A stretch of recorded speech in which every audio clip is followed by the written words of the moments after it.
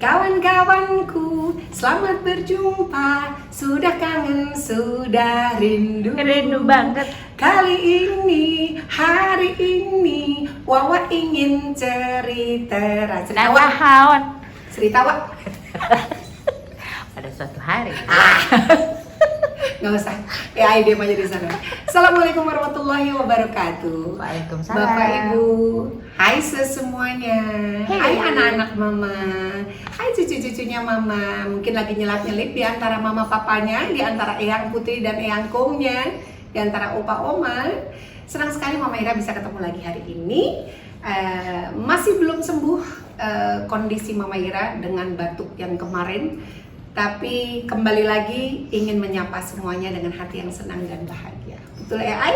Betul, meskipun lagi usum yang namanya Batuk pilek, man. Oke, kalau gitu ini saya coba untuk semaksimal mungkin ya. Bicara nih coba untuk semaksimal mungkin bisa didengar oleh semuanya gitu ya. by the way ya. Ya, Aku kan tadi pagi-pagi langsung ke puskesmas kan. akhirnya dia ngomong hari ini. Karena pengen yang namanya divaksin influenza. Terus? Langsung ke orangnya di sana. Pak, saya mau vaksin. Apakah ada di sini? Iya. Flu. Oh, influenza, Bu. Iya. Ada. Terus? Bisa saya lakukan di sini. Oh, nggak ada, harus ke rumah sakit besar. Oh, oke. Terus? Kenapa di puskesmas nggak ada? Kok saya baca di sini ada? Oh, ini hanya khusus untuk kuota para haji.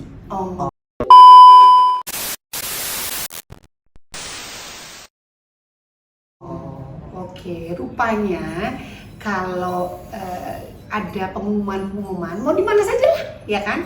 Itu tolong dijelaskan ya untuk semua yang terkait, Bapak Ibu yang terkait. Bila mana ada keperluan untuk publik atau untuk umum, ya kan? Misalnya contohnya tadi kan kalau saya kan pergi mau vaksin flu, Influenza. ya, influenza ke puskesmas. Nah, karena di sana sebelumnya pernah dibaca bisa gitu, ternyata tidak ada keterangannya hanya khusus untuk para haji, peserta haji. Oh ya udah, makanya jelas besok-besok ya kalau bikin pengumuman langsung gemes. Ada yang kesel bangun pagi ngantri lama. Ya udah, itu ceritanya saya hari ini. Cerita saya hari ini adalah pengen juga berbagi obrolan seru. Banyak orang bilang, Mama Ira, kenapa sih Mama Ira tuh kalau kita ajak ngobrol selalu kelihatannya seru banget gitu, menyenangkan gitu. Enggak. Kayaknya seru kalau diajak ngobrol apa aja bisa. Dari ngomongin makanan, dari ngomongin mobil, ngomongin motor, ngomongin anak-anak, obat-obatan, semuanya kayaknya nyambung gitu. Mama Ira tuh kayaknya buat kita tuh Tas serba. Mohon maaf, tos serba ada supermarket kali kita ya. Katanya orang yang menyenangkan itu selalu memiliki tanda-tanda atau kriteria tertentu. Tanda-tandanya bunga asmara. Kenapa nyanyi, Bu? Bukan. Kita lagi mau ngebahas ini. Kali ini saya pakai kacamata jauh biar bisa kelihatan AI yang hari ini lagi ngambek tuh, saya biar tahu. Biar saya bisa lihat lebih jauh ya. Sekarang Mama mau ngobrol dulu nih. Ada 7 tanda pribadi orang yang disukai. Siapakah? Mungkin di antara kita semua, ya nggak cuma saya, Bapak Ibu, semuanya anak-anak Mama, ya kan? Kalau ada teman-teman, gue paling seneng banget kalau lo ada di sini, kayaknya suasana tuh lebih hidup gitu, lebih, kayaknya lo paling jago misalnya untuk icebreaker pada saat kita lagi meeting kesulitan, terus misalnya kalau lagi membawakan presentasi lo sangat menarik segala macam. Jadi ada tanda-tanda di mana orang itu banyak disukai. Believe it or not. Kita coba bahasin, pelan-pelan ya, kita ngobrol ya. Oke, mari kita berinteraksi. Dasarnya orang yang disukai itu adalah dia memiliki aura yang positif. Jadi kalau aura yang positif, pribadinya itu hangat, ya, menyenangkan. Dia bisa menjadi figur yang nyaman dilihat gitu ya, murah senyum terus, apalagi ini lama-lama saya buka juga nih, tulus terus punya empati. ya. Terus dia juga ceria. Nah ini khasnya gitu. Mereka-mereka ini adalah orang-orang yang memiliki karakter banyak disukai. Sebelum saya lanjut, di-subscribe dulu.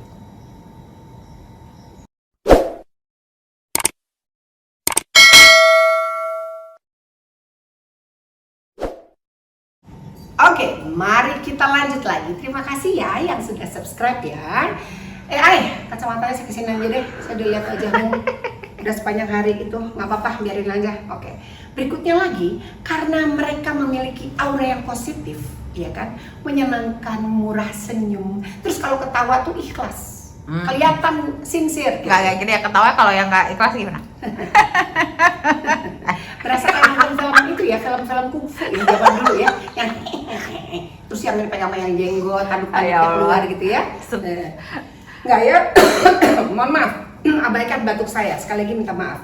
Oke, kita sekarang bahas ya. Kalau orang sangat disukai, ya, sangat diharapkan kehadirannya, dia pasti memiliki empati yang dalam. Kalau dia tidak memiliki empati yang dalam, itu akan berbeda sekali. Apa sih Mama Ira empati yang dalam itu? Misalnya, Mama Ira ini paling senang apa? Apa namanya Kika? Saya paling senang apa? Mendengarkan. Ya kan? Listen. I'm a good listener. Gitu. Terus katanya orang juga Mama Ira tuh motherly banget. Good listener, terus bisa juga sebagai problem solver. Katanya, ya kan? Masa sih? Iya, lo kenapa jadi ikutan melotot-melotot, ya kan? Nah, jadi orang yang memiliki empati yang dalam itu, dia mau mendengarkan, memahami, ya, lalu merasakan emosional yang lain. Emosional orang yang lain, jadi ada keterlibatan pada saat sedang berdialog, sedang berkomunikasi. Dia nggak cuma duduk aja gitu, hanya responnya, oh iya, oh gitu ya, tapi dia betul-betul memberikan atensi. Responsnya nggak cuma datar, tapi dia menunjukkan itu semuanya, ya, dari kontak matanya, gesturnya, ya. Jadi dia menunjukkan empati yang luar biasa sehingga orang diajak bicaranya itu bisa merasakan bahwa mereka bicara tidak sia-sia dengan orang yang diajak bicara, ya. Oke. Biasanya sabar menghadapi orang lain. Jadi kayaknya ada beberapa ciri-ciri yang mungkin Bapak Ibu sesemuanya bisa rasakan, anak-anak Mama, oh ternyata aku tuh begitu. Oh iya ya Ma, kayaknya aku tuh sebagian besar apa yang Mama ngomong itu aku bisa ngerasain gitu. Jadi aku juga sering melakukan itu gitu.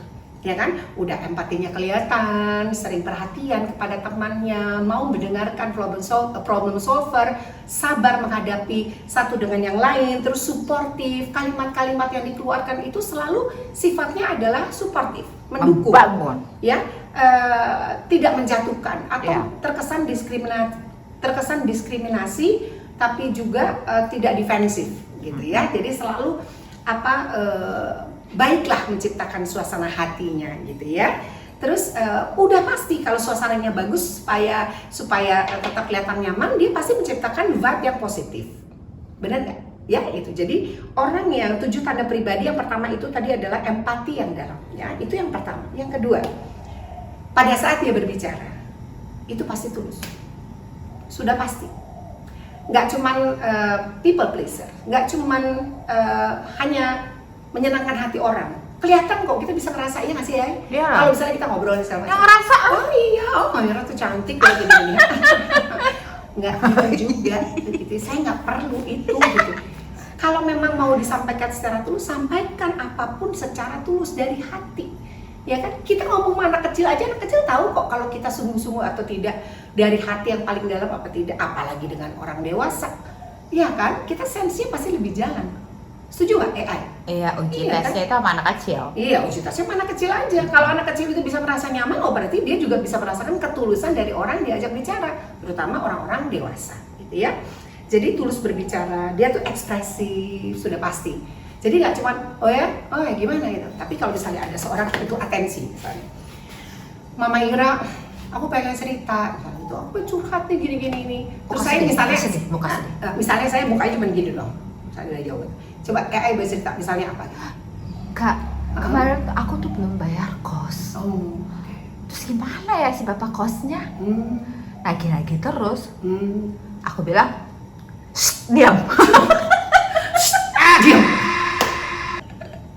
Terus lupa saya jawabnya nyerus. Ini parah nih. Gak bisa, itu kurang tulus gitu. Ekspresinya tuh nggak keluar gitu. Kan kalau misalnya tulus tuh beda. Kalau tadi kan saya mukanya gitu aja. Itu kurang apa menumbuhkan rasa kelihatan banget nggak sincere gitu.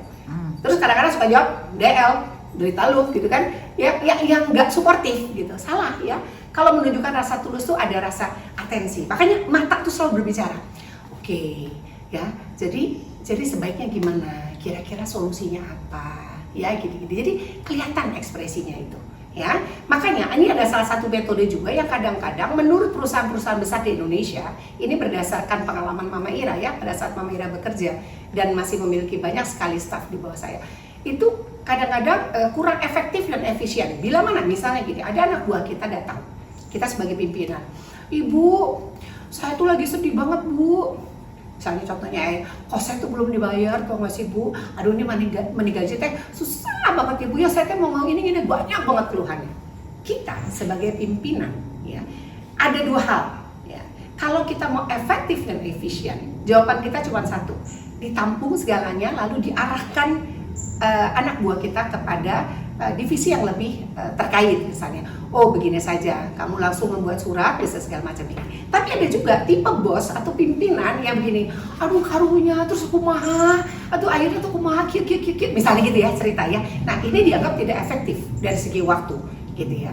Namun dua hal tersebut bisa digunakan metode ini di Indonesia kebanyakan gitu ya. Ada yang menganggap tidak efektif tapi ada juga yang efektif gitu. Jadi perlu sekali ini ada kesinambungan atau keseimbangan ya pada saat kita berhadapan dengan orang-orang yang menganggap kita sangat nyaman untuk diajak bicara. Jadi kita perlu melihat-lihat siapa yang kita hadapi ya, baru kita bisa pakai metode seperti yang kita bahas sekarang ini ya. Oke, berikutnya lagi. Mohon maaf ini di depan saya ini ada satu penonton namanya Ciki, jadi abaikan kalau ada suara-suaranya. Berikutnya lagi ini adalah pendengar yang baik. Kalau orang yang menyenangkan, otomatis dia biasanya menunjukkan rasa empatinya itu dengan apa ya? Sebagai pendengar yang baik. Ini kalau lagi phone nggak enak ya ngomongnya susah. Mendeng ya, mendeng. Sebagai pendengar yang baik gitu. I'm very good listener. Mau cerita apa aja? Biasanya Mama Ira tuh paling senang menanggapi. Karena memang saya hobinya berbicara, ngobrol, berkomunikasi dengan banyak orang. Terus saya juga merasa ada keinginan ya untuk berbagi cerita pengalaman atau bahkan memberikan solusi. Jadi selalu dianggap salah satu hal yang menyenangkan gitu ya. Sebentar, AI saya sudah mulai rusuh dengan rambut. Oke AI, rambut lanjut. Oke.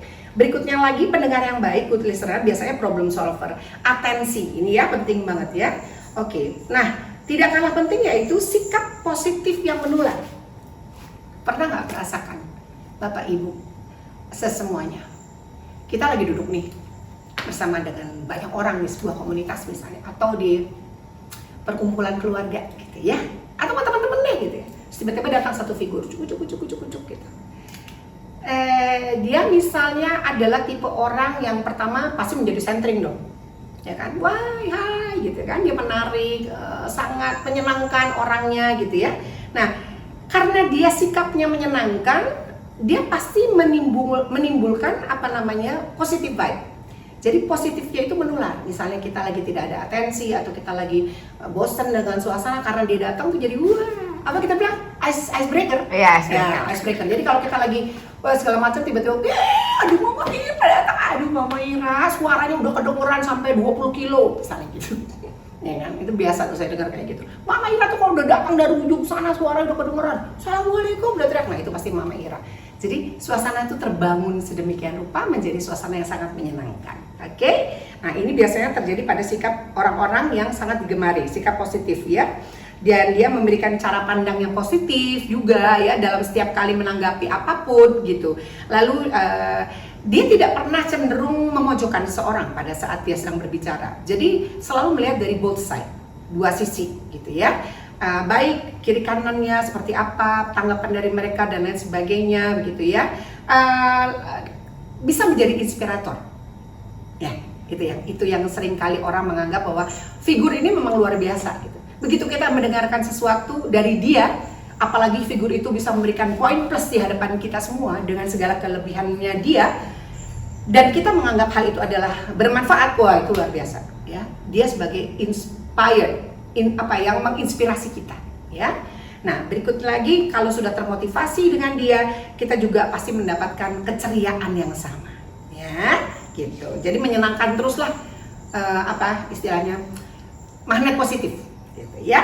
Oke, berikutnya tidak kalah penting yaitu, ini sambil keringetan nih saya AI, hari ini matahari luar biasa, ya Allah indahnya. Sampai jemuran saya. Iya, ini jemuran tiba kering kalau begitu ya. Berikutnya lagi adalah tipe karakter-karakter orang-orang yang banyak disukai itu adalah menghargai perbedaan. Dia tidak pernah memaksakan kehendaknya. Dia tahu, dia sangat menyadari perbedaan satu dengan yang lain. Jadi begitu dia memahami situasi kondisi yang berlaku, dia cepat tanggap, dia cepat ambil posisi, ya. Dia langsung mengendalikan situasi dan tidak ada unsur memojokkan. Dia paham sekali tentang perbedaan, ya.